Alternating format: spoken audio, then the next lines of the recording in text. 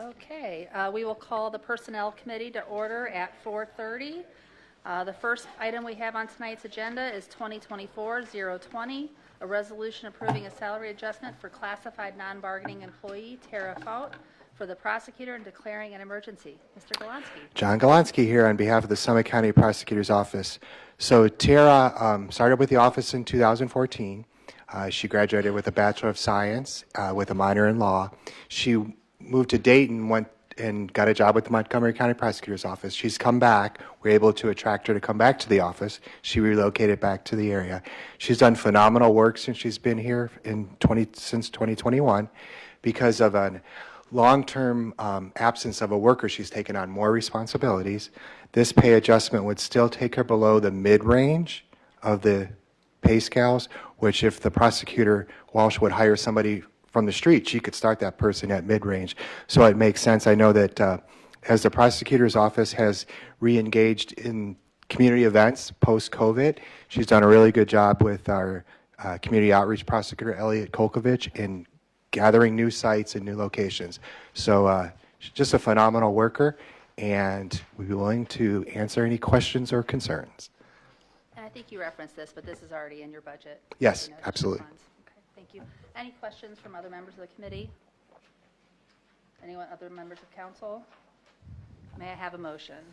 I have a motion from Mr. Schmidt on 2024-020. All in favor signify by saying aye. Aye. Any opposed? Item passes. And we will close the Personnel Committee at 4:31. Public Works Committee will come to order. We have 4 resolutions to consider this evening, the first of which is 2024-021, a resolution authorizing the executive to establish the intersection of Riverview Road and Boston Mills Road, located in Boston Township and Council District 1, a 4-way stop intersection from April 5th, 2024 to April 9, 2024, and thereafter said intersection shall revert to a 2-way stop intersection with the stop signs installed for the eastbound and westbound Boston Mills Road traffic for the engineer and declaring an emergency. Thank you. Heidi Swindell, Summit County Engineer's Office. As part of our preparation for the solar eclipse this year, the National Park reached out to us and asked if we could make this intersection, which is right by the new visitor center where a lot of people start their journey at the park, if we could make it a 4-way stop instead of the current 2-way stop to help manage traffic during the solar eclipse events. It'll be a 4-way stop the 5th of April through the 9th, and then it'll go back to normal. We will install all the proper warning signs and have the big message boards out warning people that there is a traffic pattern change. Happy to answer any questions. Very good. Thanks, Heidi. Questions from members of the committee? Mr. Wilhite. It does not qualify under the code, the traffic code. You have to have so many vehicles per day, how many accidents take place there go into it, how many driveways are around. It's a bunch of different factors, but they put it all into a calculation, and it's either warranted or not warranted. And when you put up an unwarranted 4-way stop, there's some liability issues. Jeff, you may remember about many years ago, about 40 years ago, and John probably remembers, and maybe Anthony, we were sued. The city of Cuyahoga Falls. Yeah, you were. Sued. Well, Gloria probably remembers. We were sued because they had put up all these illegal stop signs all over the city to quote unquote control traffic. And so I won't mention his name, but some of us remember him. He sued the city of Cuyahoga Falls, and we were forced to study every intersection in the city, and if it didn't meet state warrants, they had to come out. And I mean, It serves as our cautionary tale. We still talk about it and say we don't want that to happen. no, I don't know what they do with it. Probably you could get one, John. Put it up in your garage. Oh, I like those. That's just where you're from. Usually there's 7 of them, I'm told, on Maslin Road alone. That's what I'm told. Yeah. So avoid that. But anyway, Bethany, did you have your hand up? Thank you, Mr. Chairman.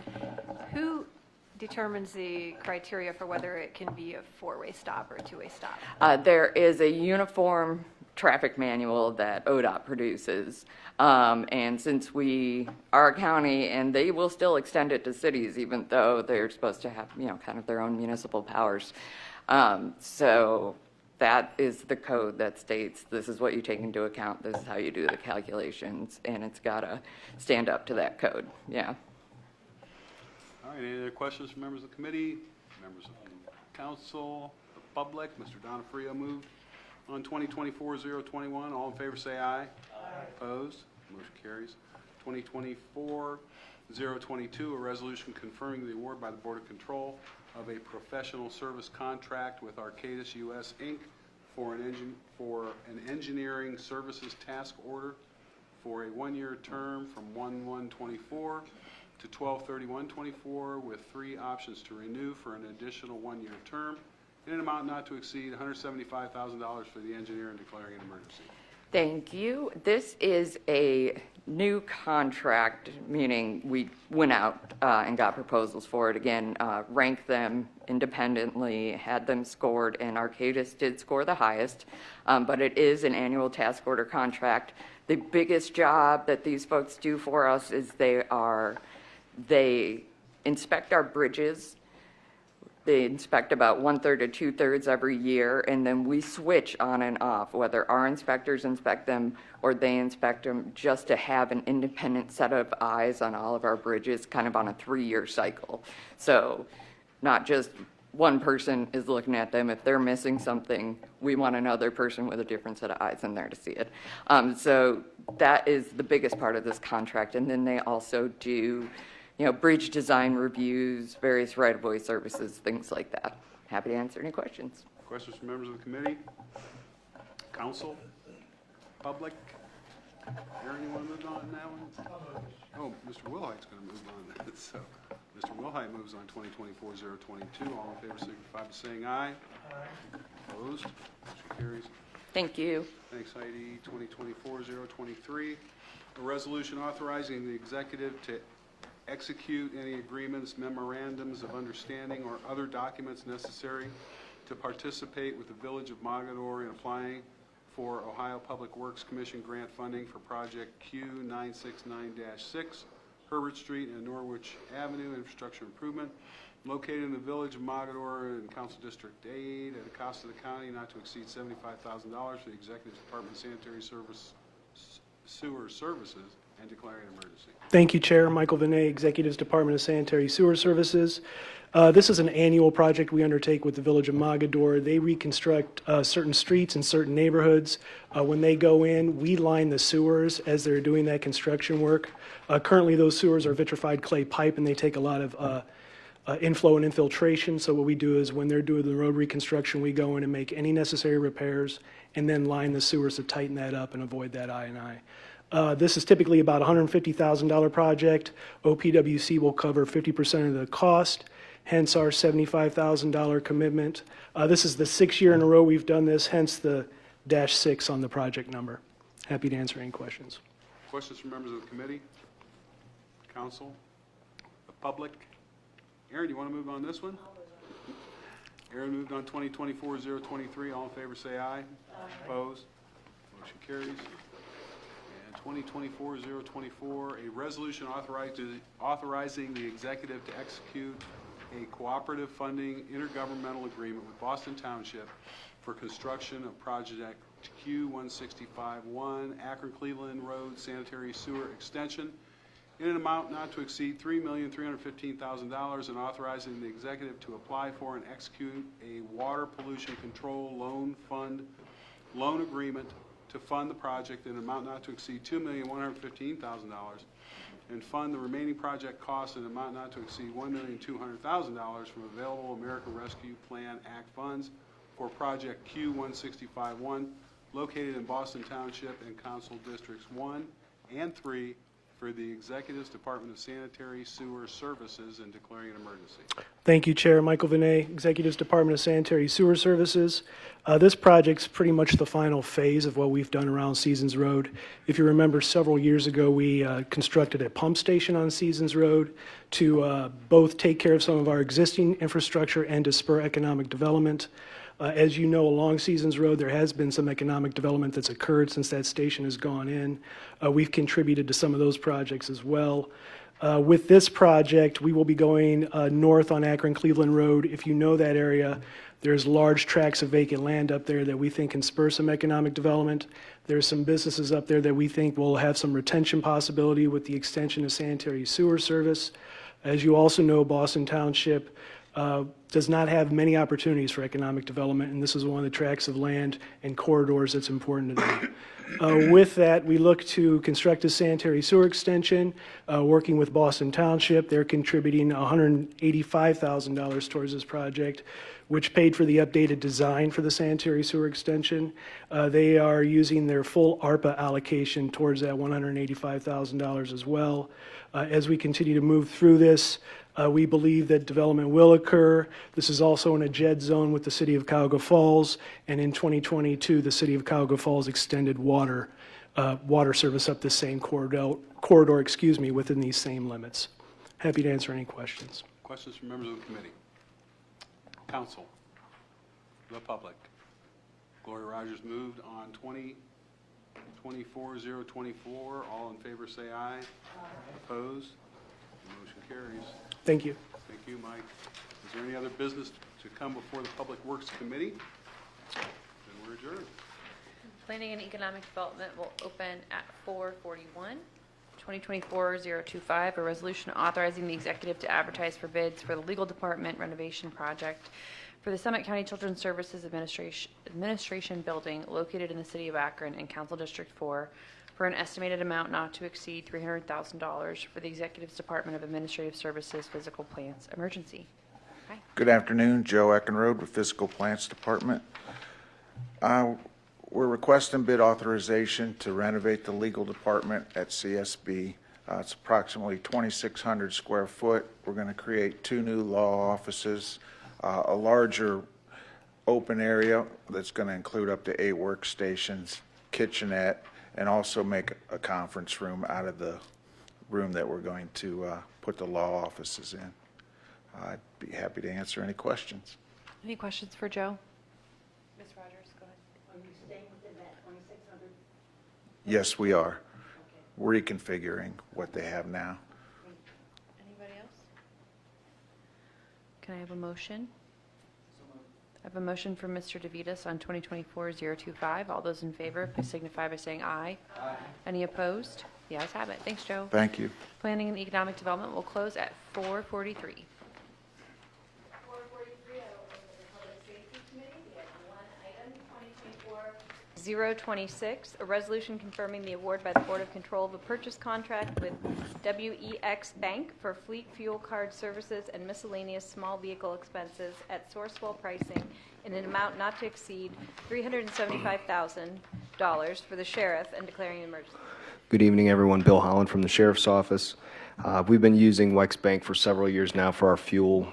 It's been working out very well. Prior to that, we had used BP, and you had to fuel up at a BP station. So if you weren't near one, you had to find one.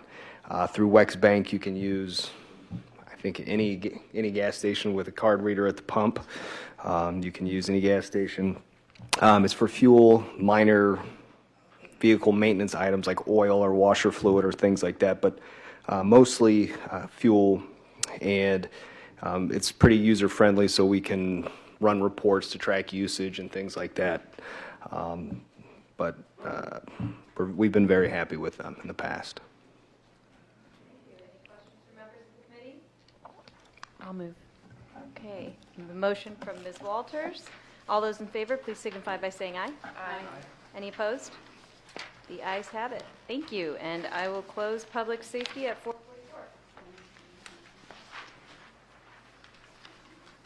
I will open the Rules Committee. We don't always do this one at 4:44.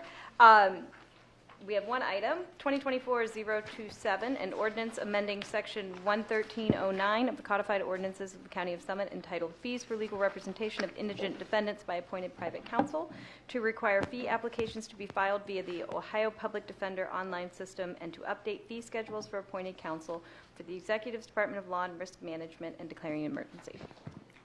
Thank you, Chairwoman. Good afternoon, Council. Andrew Berry, Summit County Executive's Department of Law and Risk Management. We are bringing before you ordinance changes to update our fee structure. As many of you know, we are working with the Ohio Public Defender's Office to implement an online software for attorneys to file their fee applications for indigent defense reimbursement. As part of this, we are bringing our fee structure in line with that is given by the Ohio Public Defender's Office. The maximum reimbursement rate of $75 for in-court and out-of-court is unchanged. However, it's repeated several times in the ordinance now to clarify that it applies, as well as $125 out of maximum for cases involving the death penalty. As well as the fee structures, we are updating the ordinances to reflect that attorneys are required to use the online system to file their fee app reimbursement requests. It indicates that the executive will issue an executive order declaring the go-live date, and this is because OPD is going to be rolling out the software on a rolling basis, starting with different courts, different divisions, which Alex will tell you a little bit about. Alex Burr, the Executive's Office of Department of Public Safety.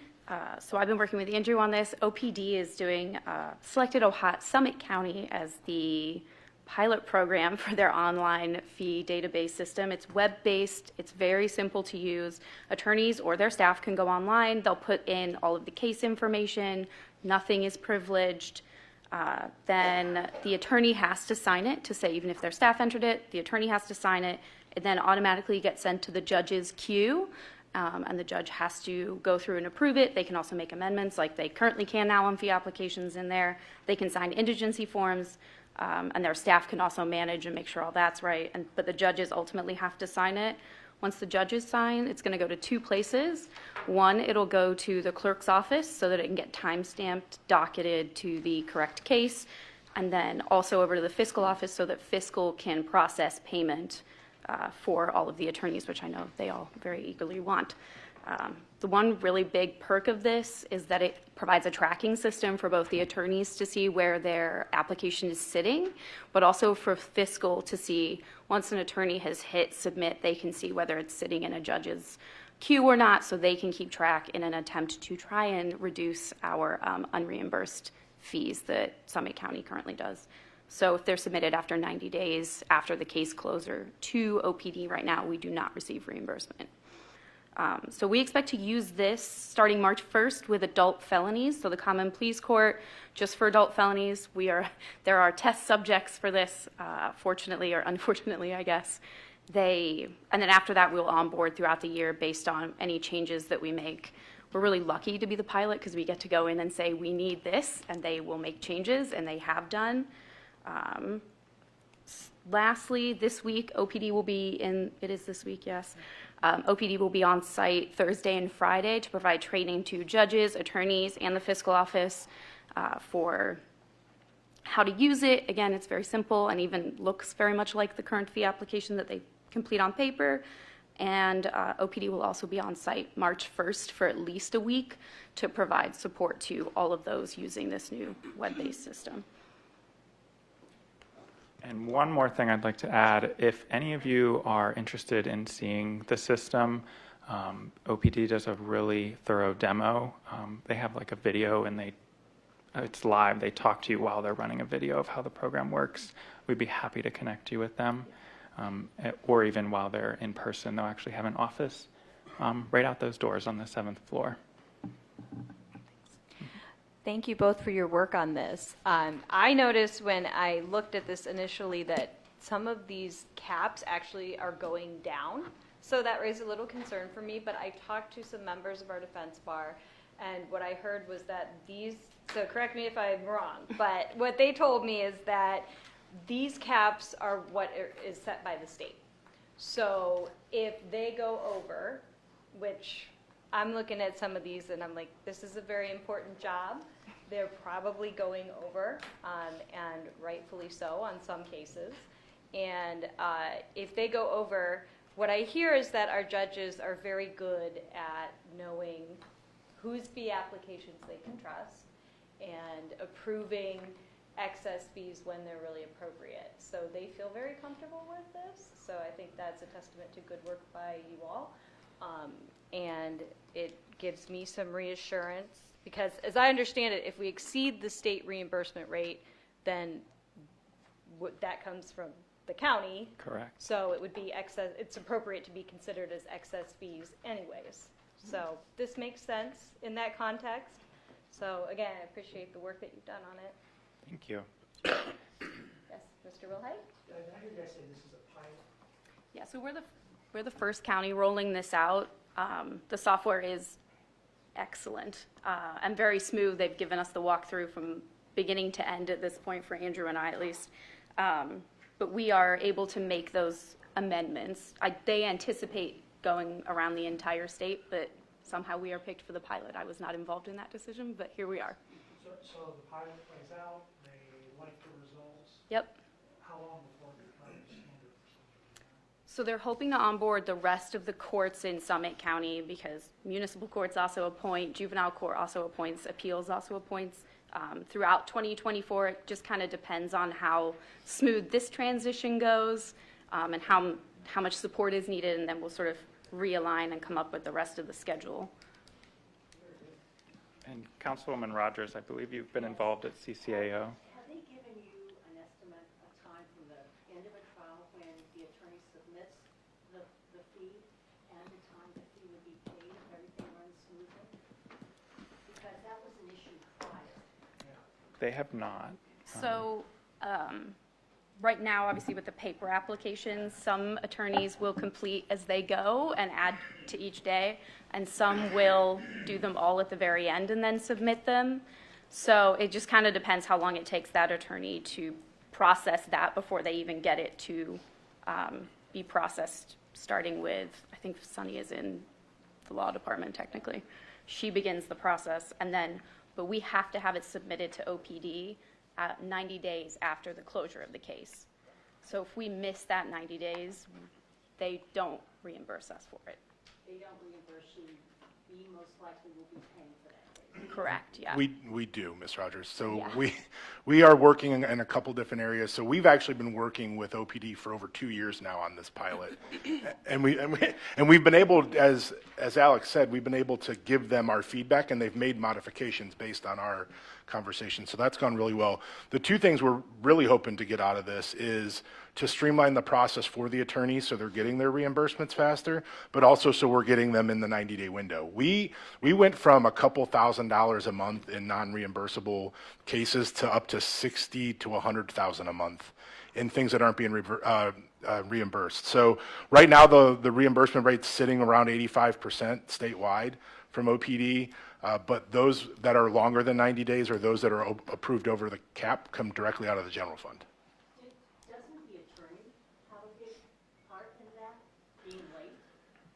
Yes, so it's 90 days from the final disposition or dissolution of the, I'm not an attorney, so, of the case, and then from there, it is on the attorney to get it turned in, but it's also, the judge can approve it if it's beyond the 90 days, and then we're required to pay for it, so. I wouldn't think they would be doing that too frequently. Hopefully the attorneys will step up and do their job. And Yeah, we're really hoping this overall will make the process way more efficient.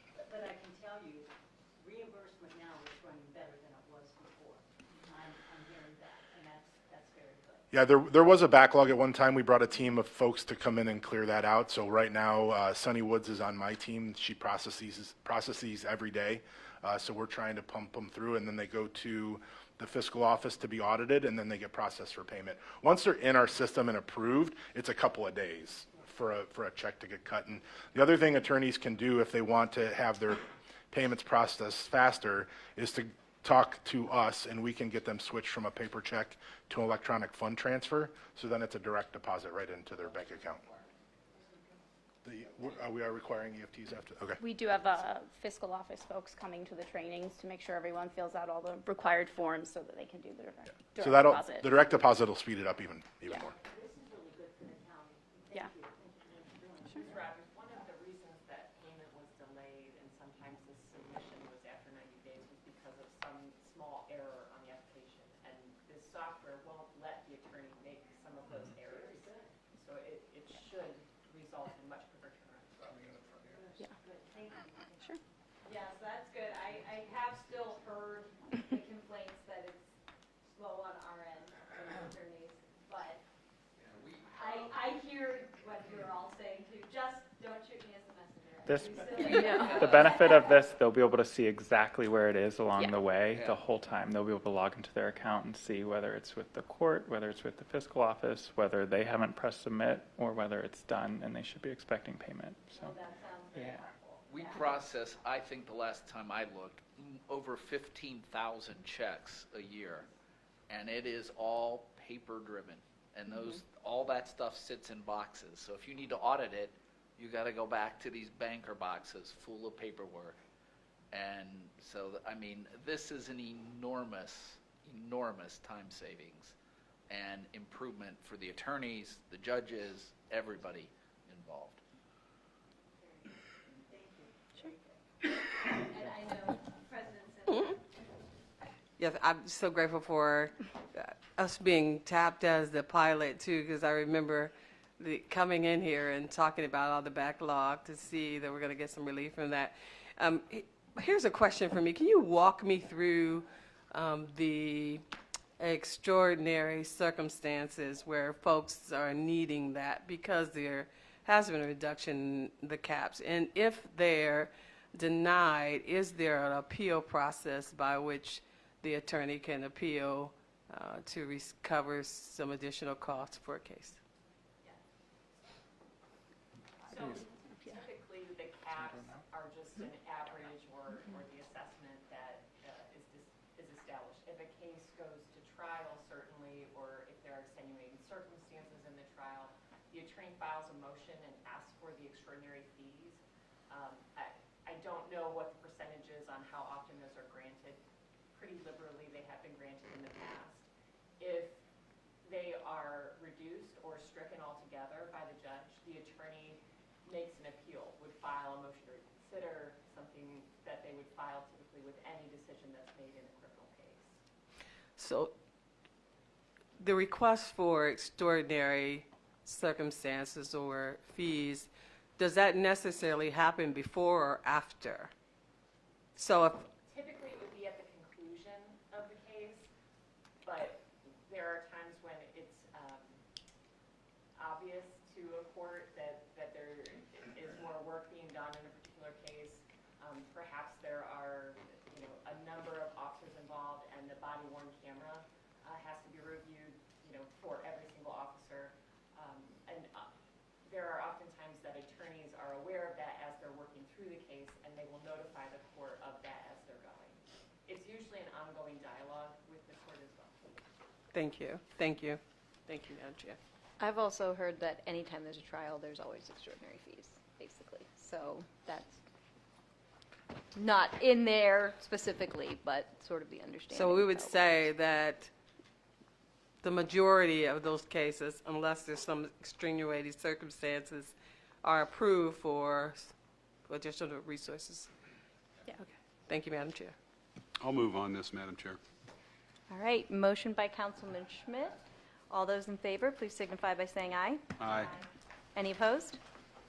The ayes have it. Thank you, and thank you, Ms. Burt and Mr. Berry. I will close the Rules Committee at 4:58. We will open up finance at 4:58.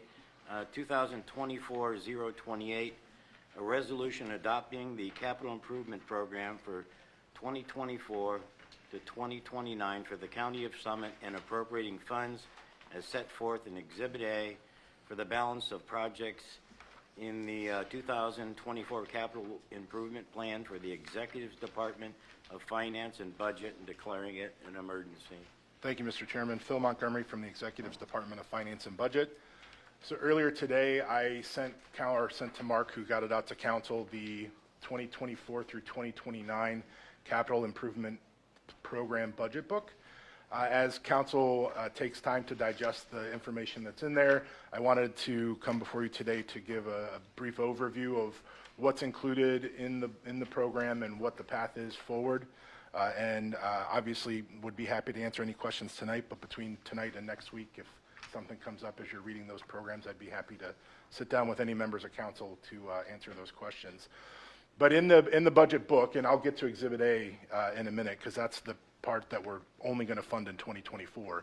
But the overall program, which is the current year plus the next 5, so through 2029, is outlined in the book. The beginning section of the book covers those items that are specific to 2024, and then the second half of the book talks about the whole program each year of this 6-year pieces of the program, and the specific projects of what is being funded across those 6 years. So some items are 2024 only. Most of them carry forward a year or two. Some are in all 6 years because it's a routine program or an annual program that we participate in. So in general, this year's program is subtotaled in 7 different sections. So we have computer systems and equipment. That comes in for 2024 at $3.9 million. On the economic development side at $1,450,000. Those are grants that we do with nonprofits in the community for our annual participation, like the Akron Civic Commons project in Lock 3 in Summit Lake. That's included in here. We've talked about the innovation grants and the polymer tech hubs. There's some investment in that line item there as well as the Soap Rocks Derby and some other programs that we've brought to council before. And some of these are multi-year participation, so we've been invested in these programs for quite a while. The third category is environmental improvements. This is primarily sanitary sewer services. That is in at $22.3 million for 2024. Facility improvements, Craig Stanley and his team have been a little busy since the COVID era and the federal funds that have come in. I will highlight a few of those as we go through, but that's sitting at $54 million for 2024. Regional stormwater, so this is increased with the development of the sewer stormwater district and the engineer's office. So that is at $11 million. Road and bridge improvements, also under the engineer, is just a little more than $13 million. And then the last category is vehicles at $1.9 million for 2024. So as we go through the document, there are sources and use tables in there for council to review. So we have the 7 categories of spending, but we also have about 25 categories of funding that fund the various programs in the document. So those are laid out throughout the document as we use those. So there's federal funding, there's state funding, and local funding, and those are all categorized. When we get to Exhibit A, those are the line items and projects that we are asking council to appropriate for 2024 that have a dedicated funding source. If it is a local funding source or a grant we expect to receive, we're not asking council to appropriate those this evening. We will appropriate those as those awards come through and those funding sources come together. So going through at a high level on the facility improvements, the major ones that I want to point out for council, and we've talked about a few different parts with this on council, is the relocation of the Board of Elections out to Talmadge Avenue. So we have earmarked $12.5 million for renovations at the Job Center. We have throughout that program here in the Ohio building, we are looking to renovate all 8 floors of this building, and we have included $14.6 million, $12.5 for the building renovation, and $2.1 for improvements to the parking deck. So those are all slated to happen over the course of 2024.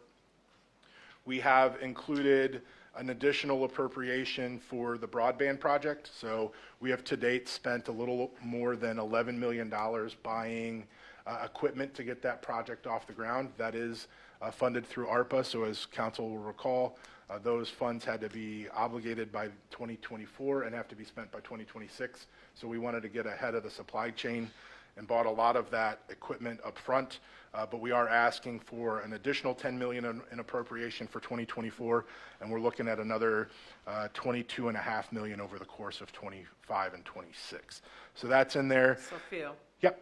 I see the 12.5 on the job center. I don't see the 14.6. So the 14.6 is the 2.1 million for the parking deck. Plus there are two additional line items for Ohio Building, 4.7 million and 7.8 million. The total of those three is the 14.6. Okay. One of the other items we've included is once we relocate the Board of Elections out to Talmadge Avenue, we've earmarked $4 million to renovate the current Board of Election facilities. There are a couple of different ideas for use of those two buildings. Current conversations are around building standards going to the early vote center because of the layout is conducive to issuing plans and permits out of there. And then there are the renovations to the Board of Elections headquarters. There's a couple different ideas going around about that, so I won't jump to any conclusions on that one quite yet. Going through the rest of facility improvements, we have almost $5 million in HVAC improvements at the Summit County Courthouse, and we have an additional $1 million in HVAC work to finish up some of the efforts going on at the jail. So the total facility improvements, again, is $54 million in that line item. We talked about economic development. So again, we've earmarked some funds for the Polsky renovation, again, Akron Civic Commons and Lock 3 in Summit Lake, the Innovation District and the Soapbox Derby. Computers and equipment, I won't belabor this. There's a significant investment at the Board of Elections. Some of these pieces have been carved out already, and that's Pete and Lance are here to talk about legislation tonight, but also answer any questions on this. I know there's also a need to do some investment in the sheriff's office around computers, and I've been working with Stephen Byrne and his team. We're looking at launching a 3-year aggressive plan to get all the computers in the county at least under warranty and replaced, and then implementing a 5-year replacement cycle to get everything up to where it should be in our network and our environment. So we've got some investment earmarked in the computers and equipment category for there. Flipping into vehicles, we have some investment in dump and plow trucks for sanitary sewer.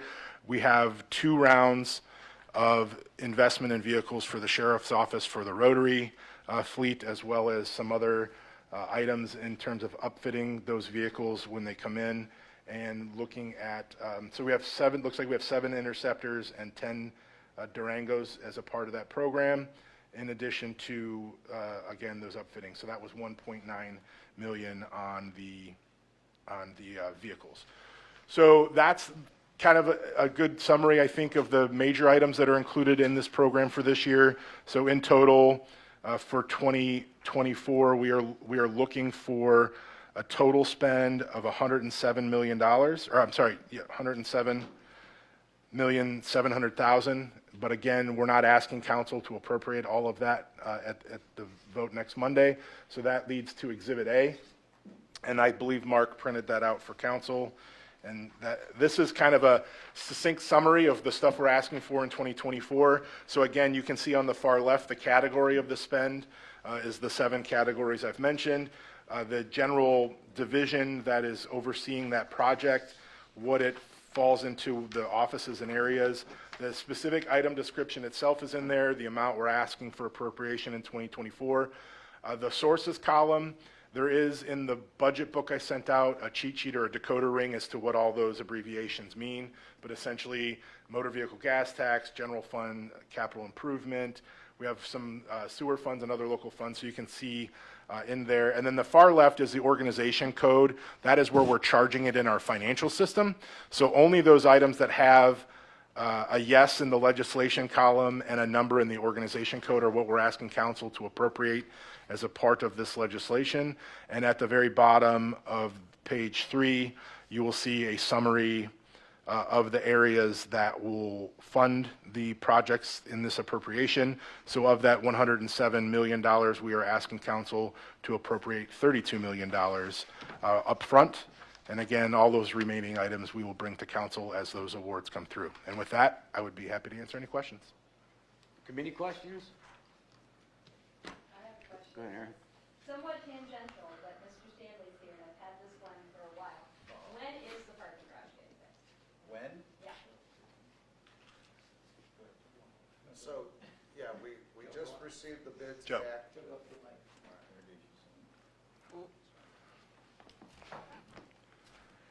I'll be happy to answer that. Again, Joe Eckenrode with Physical Plants. So we received the bids back. Western Security Contractors out of Brook Park won the bid. I believe in 2 weeks from now, I'll be here to go ahead and get authorization for that. It came in 2% higher than the engineer's estimate, so I think we're good there. But we look to get started probably in the springtime. Any chance of, like, cleaning it in the meantime? Well, part of what we're going to do is going to be to clean it. So, and what did you specifically, I'll call you and we'll talk about what you want me to do and we'll take care of it. All right, before then? Stairs? Well, no, the stairs are going to be redone as part of this project, and then we have a couple ideas on how to keep them that way. So once we fix them. Keep things a little nicer Yeah. in there. Yeah. Why don't, when you guys come back for that bid award, when you come back for that bid award, why don't you go over with council what all that project's going to entail? So that they're, because a number of council persons have provided input about the status of that deck over the last couple of years. I guess we're looking for the lion effect. Yeah. I believe we're also looking at doing something with the elevators in the deck as part of the Well, that'll building, be the building part of renovation. it. Yeah. Yeah, so, no, yeah, we'll bring that and we'll talk to it when we come back and tell you exactly what we're going to do and hopefully how we're going to do it and get it accomplished. So, Craig Stanley with Physical Plans. Yearly maintenance. Yeah. And we do have representatives from the other offices if there are specific questions for sanitary or the sheriff or Board of Elections. I like the way you did this. It's understandable. Way better than the last guy did. I won't go there. I'm telling you, I mean, to see where it's, the divisions, the different departments, the breakdown, thank you. I'm just glad I brought my glasses. Yes. We Mine finan- aren't we strong enough. finance folks tend to work in small font. It's all laid out in an organized way. You see all the lines. Any other questions? So are the items without the Ys, are those for 2025 or? No, they're 2024. They just have other local funding, so like Ohio Public Works Commission and AMAT. So once those grant awards or loan awards come in, we'll bring them back to council. Thank you. Mr. Chair, I'll move on this. Ms. Walters moves on 2024-028. All in favor? Aye. Aye. Opposed? 2024-029, a resolution authorizing various county offices to make expenditures in a total combined amount not to exceed $105,000 for hospitality items for events to be held in 2024 for the executive and declaring it an emergency. Thank you, Mr. Chairman. Phil Montgomery again from the Executive's Department of Finance and Budget. This is an annual appropriation that we bring in and ask council. In 177 of our codified ordinances, there is a restriction on expenditures for hospitality items. Council recently increased that to $5,000 on an annual basis, but there are some offices and agencies in the county that are outlined in the legislation that either have funding specific from grants or have larger training requirements, or like EMA and the Emergency Operations Center, they feed people that are on the clock 24/7 when that's operational. So every year we bring a specific ask to council to increase a few offices and agencies on their ability to spend on hospitality items. And with that, I'd be happy to answer any questions. Committee questions? Council questions? Can I have a motion?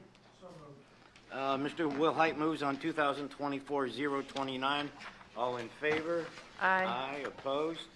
2024-030, A resolution confirming the award by the Board of Control of a professional service contract with the Amazing Cloud LLC as best practical source for disaster recovery as a service for a one-year term from 1/1/24 through 12/31/24 for a total not to exceed the amount of $82,500 for the Office of Information Technology and declaring it an emergency.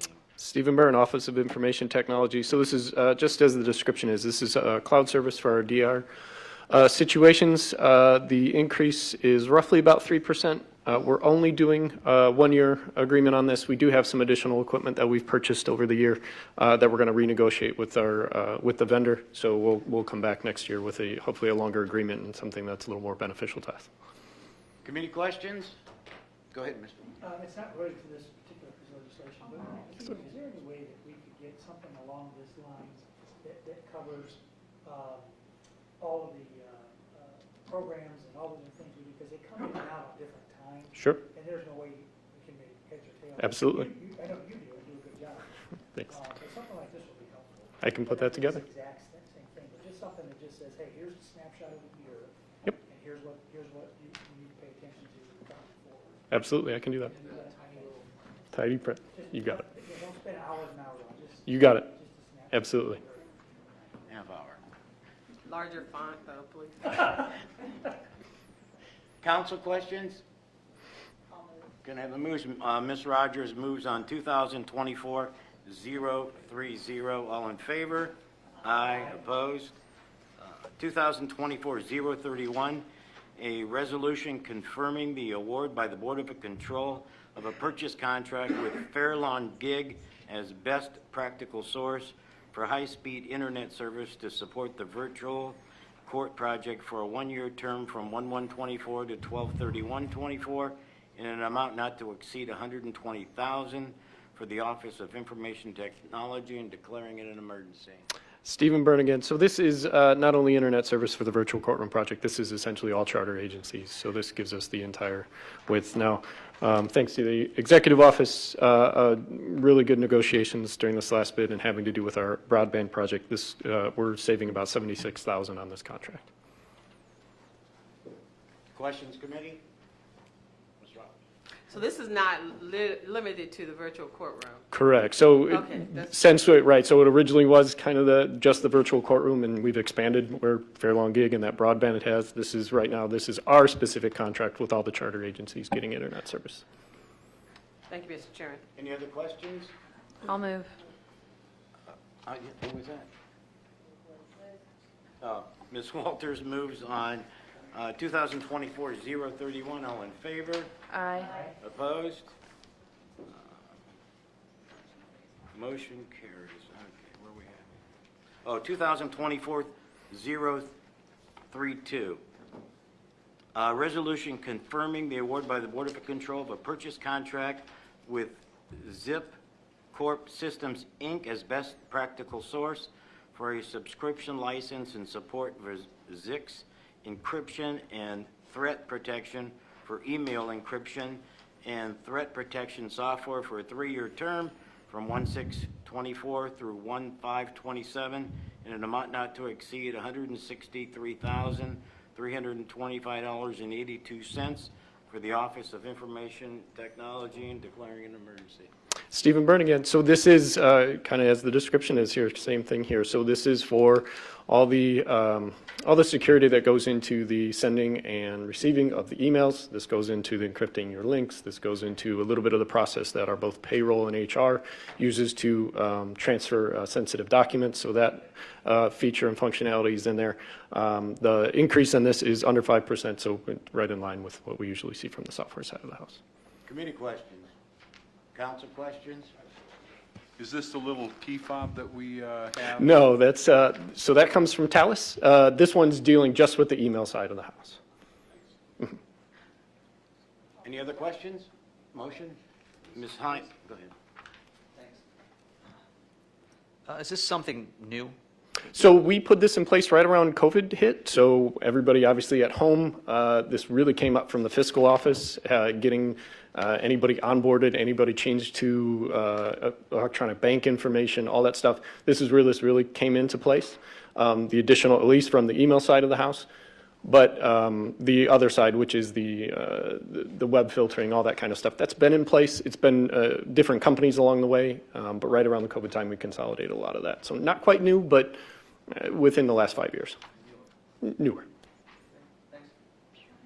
Go ahead, Gloria. When I use my county computer at home, this is in effect. That's, yes, because ultimately that email is getting sent through those servers, then it will, yeah, absolutely take a look. Mm-hmm. Thank you. You're welcome. Any other questions? Go ahead. Thank you, Mr. Chairman. Where is Zipcore Systems located? That's a good question. I do not know off the top of my head. I can get that for you. Well done. Any other questions? Can I have a motion? I'll move on this. Mr. Rogers moves on 2024-032. All in favor? Aye. Opposed?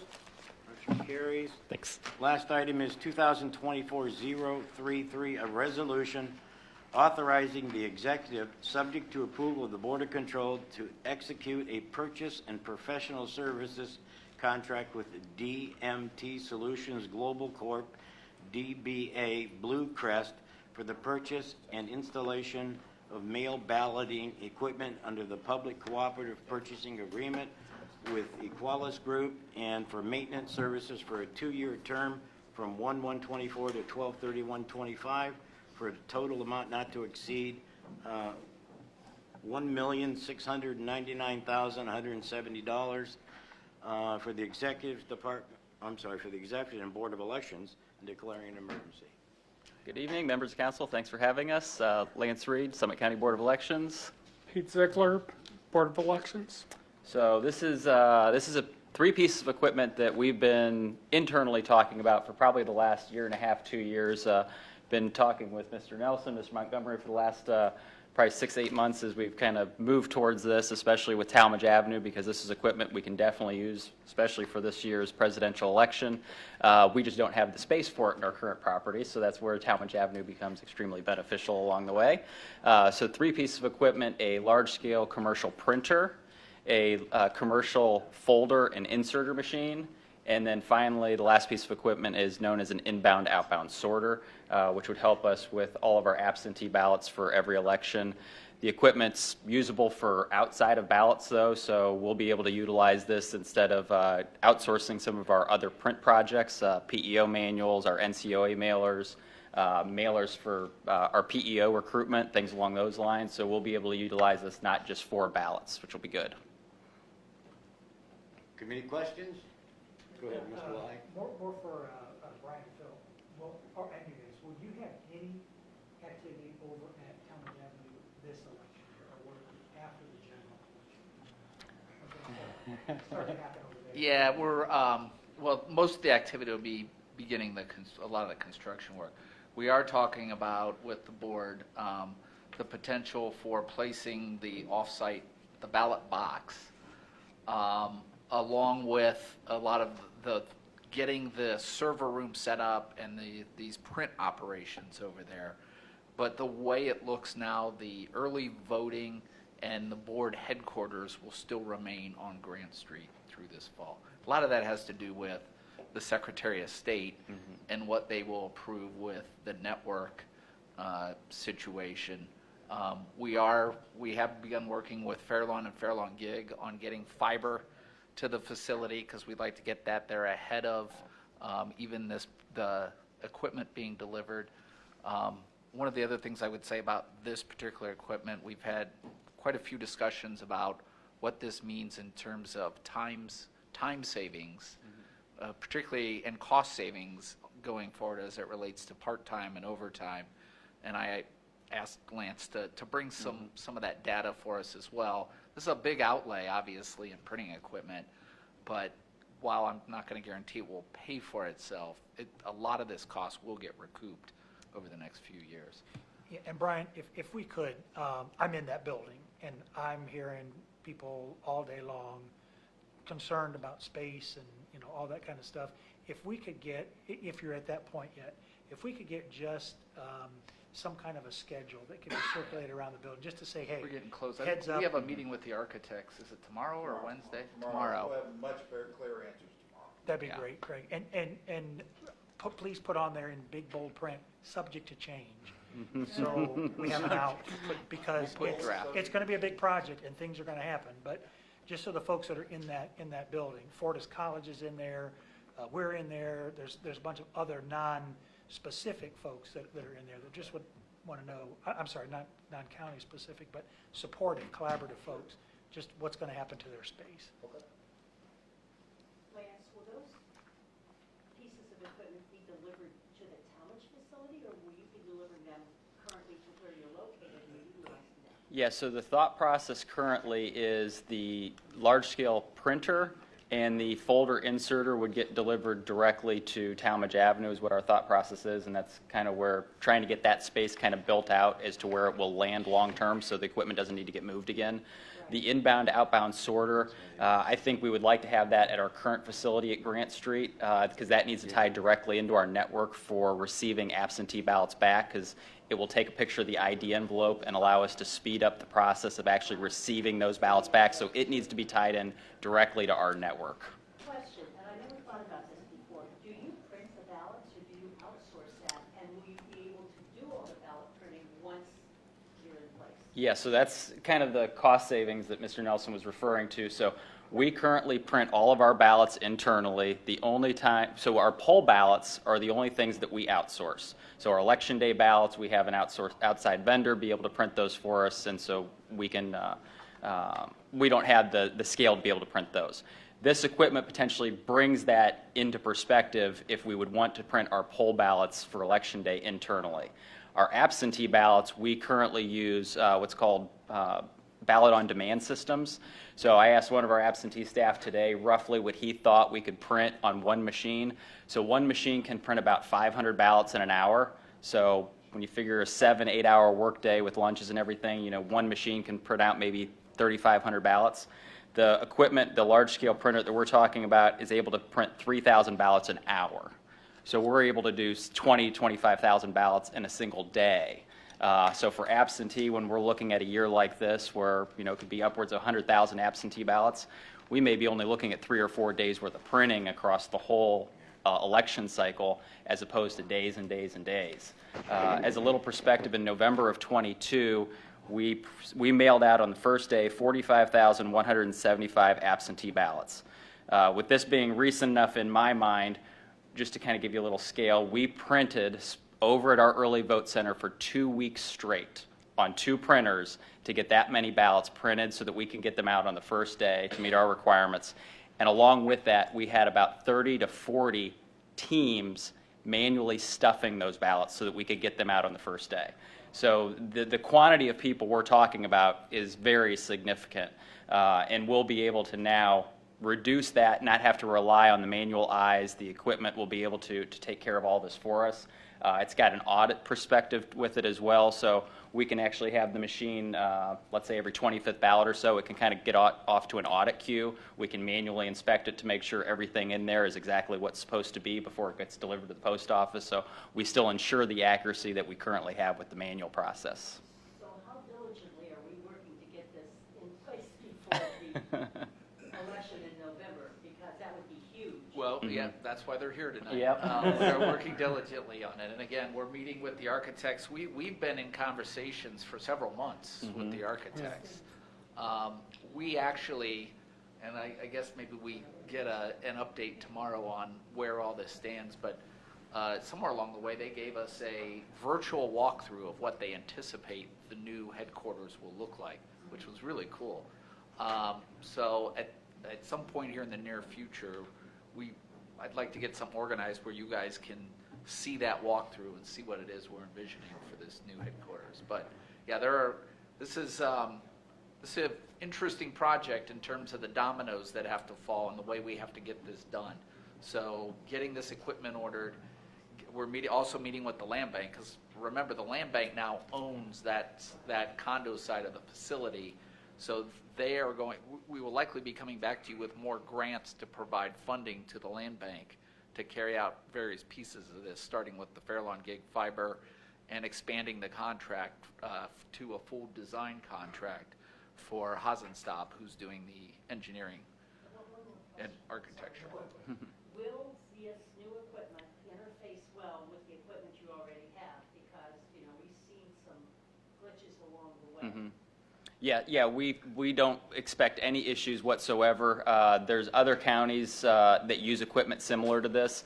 So Franklin County, they have a different voter registration system than we do, but they've bought equipment from this same company, Blue Crest, and they haven't had any issues with their system. Delaware County actually recently bought the inbound outbound sorter just this past year. So it interfaces well with the system, and we had a meeting probably about 6 months ago where we had the equipment vendor Blue Crest come in, meet with our voter registration system Triad, just to make sure we were all on the same page with everything, communicating one another across the system. Brian, quick question on the Fairlawn Gate. Comes to the building. Does that literally come down Talmadge Avenue, physically like a phone line, or now? Explain to me, so in other words, The fiber is going to be delivered underground. There are some workarounds that Ernie Staton from Fairlawn has been working with the city of Akron, and so they are beginning to prepare full design plans. I'm not sure how far down Talmadge Avenue it runs versus jogging off to other side streets, but yeah, and we just had discussions about when it's delivered to the building, where does it come in, separating the other tenants from the Board of Elections and making sure we do this in a way that the Secretary of State, for security purposes, is okay with. So, but yeah, I understand that side, but if the system is coming, the infrastructure is coming up the road, can we make that available to other businesses and folks along that pathway, or is that not ready yet? Well, I would say this, that part of it's not ready yet, but there is more to come on that piece related to an ISP and beginning that service. The first thing is getting the fiber to the center, first and foremost, getting the conduit in the ground and getting this run. And before we wrap up this conversation, Lance, if you want to comment on the vote the board took to support this project, I think that's important. Yes, at our last board meeting, the board did have a resolution to move forward with the design and construction at Talmadge Avenue. So the board is fully behind us taking these steps to move forward, and I know we're looking forward to it. Yes. We're kind of bursting at the seams at places, and not just early vote center with quantity of voters, but even internally, staff-wise, when we have, when we gear up for an election like this where we may have 100, 150 part-timers, it gets pretty tight pretty quickly. Thank you. I appreciate your comment about the turnaround for, having an eye to the turnaround for absentee ballot applications, because in the last election, I had several constituents that were sweating bullets about whether they were going to get their ballot in time. And so you're thinking that the turnaround might be faster, because when we think about this year being a presidential year, the volume is going to be so much higher. And also we have to factor in, a little bit of mystery of how long the post office is going to take to deliver.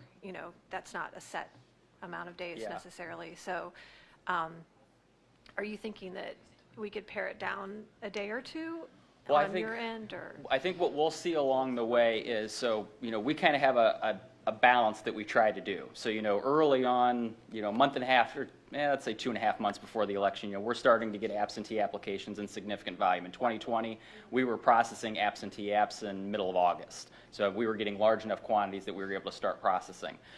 Well, as we start to get closer to that first day of mail out, we traditionally have to shift some of those resources and also add additional people. Say, okay, we've got to keep the balance of getting the applications processed, but we also have to get the ballots stuffed and out. Well, now that we don't have to necessarily have the bodies for stuffing those envelopes, we're able to keep them on the processing side of things, which will allow us to keep up with applications at a much faster pace. The other thing that we'll be looking to implement, I believe, with this, and when we've had conversations with Blue Crest about this, is we'll be able to track things better. So right now, everything is done manually, so we don't really have any way to track ballots in their stream, whether it's outbound or inbound, and somebody calls and says, hey, it's been a week, I still haven't got my ballot. We don't have a way to track that. Blue Crest and the software solutions they have, there's some software we'd be able to take advantage of and be able to say, well, it hit Firestone Park, post office on this day. We can say it's not just left our office a week ago. We can actually get into a little bit more granular info and actually be able to provide voters a little bit of information. So then they can say, okay, I know I need to call my post office now and say, have you seen it? Or, is my carrier just not is sick or just a little slow behind on his route or what the case is. So we'll have more granular data, which will be nice. And then how fast is it from when the ballot is produced to when it actually gets to the post office? Is that? We strive for same-day turnaround, and that's where Yeah. this equipment will help tremendously because of the quantities that it can put out. Right now, we're dependent on how many manual bodies we can have to stuff, which is like November 22, when we had 30 to 40 teams. So, that's 60 to 80 people because we have to have a Republican and a Democrat both doing it. 60 to 80 people. Yeah, we had 15 teams in our early vote center. We took down the moved voting booths and set up temporary tables. So we had 15 teams in our early voting center doing it. And then in our canopy room, we had another 15 teams or so on a daily basis, all manually stuffing those. And when you manually stuff, you can only do a team can only do maybe about 30 to 45 an hour. That's it. So, a team is only getting through maybe 200 ballots in a day. So, that's why we have to have such large quantities of part-time staff, working to get those out as quickly as possible. You have to be careful about overworking them because, like most human endeavors, fatigue hits and accuracy can suffer. So Yeah, and as Mr. Nelson mentioned, I did put some information together. This is not going to be completely perfect, and so if I look from just the postage perspective, right now we mail everything out first class. This will allow us to pre-sort our ballots, so we'll be able to get a postage discount on that. Just roughly over the last 10 years of elections, had we done pre-sort on everything, looks like we probably would have saved about maybe $160,000 if we'd pre-sorted everything. And then looking at the salary perspective, I broke this down and I can make this available for anybody on council who would like this. Our manual process of stuffing, and this does not include overtime because I couldn't get into that granular data. But just with the quantity of teams that we would need, kind of looking at the number of ballots that we would mail out in an election, we probably spent over the last 10 years at least $1 million just on staff to stuff ballots. We've spent roughly about $370,000 or so on receiving those ballots back, which is the third piece of equipment, which will help us. So in a grand total, we probably spent $1.25 million just on staff in the last 10 years just to do those two things. That doesn't include, so for instance, the absentee packets. If you vote absentee, you get your return envelope, you get your ID envelope, you get your postage notice, you get a withdrawal notice if that's relevant. All of those things have to be manually put together, and we bring in staff to put those together a month, 6 weeks before the election. So we'll have people sitting there. For this election, we put 20,000 of them together, all manually. With the new equipment, we'll be able to take the envelopes out of a box, put them in their tray. The machine will do everything for us. We're not having to manually put those together one by one. So that's not included in kind of rough cost estimates. Well, thank you for all the work that you and your team does and Absolutely. for, always looking for ways to improve it. Thank you. Yep. So John, one last question. As I heard you say, you're going from first class to pre-sort. On pre-sort, doesn't pre-sort, they can take their time to deliver those? It doesn't have the urgency that first class does, is that cause a problem? No, all that really means is because we give them to them in bulk and they sort them by zip code and And do the a zip lot plus of the four. a lot of the work that the post office has to do. We get a discount rate. It doesn't impact the amount of time it takes for them to, and if anything, it probably speeds it up a little bit. So I think I got the very last question. So will the machine multi-sort like that? Like it will put 3 items into one envelope? Yeah, so it'll be very specific. So for instance, let's say you're in Akron Ward 5, and let's say you have a candidate that withdrew. your ballot would get that withdrawal notice, but a candidate in Akron, or an absentee ballot in Akron Ward 6 would not get it. So it's very, programmed in and it. it's oh. very specific as to how it gets programmed, so every person gets exactly what they're supposed to get. Mhm. You know, I will say, over the years, the board's always done a good job. Appreciate that. They've never had major problems, as you read some of the problems across the country. You have a good working staff, you got a good board, and your leadership makes these things happen with the new technology, and staying on top of things, so. Thank you very much. We appreciate that very much. Motion?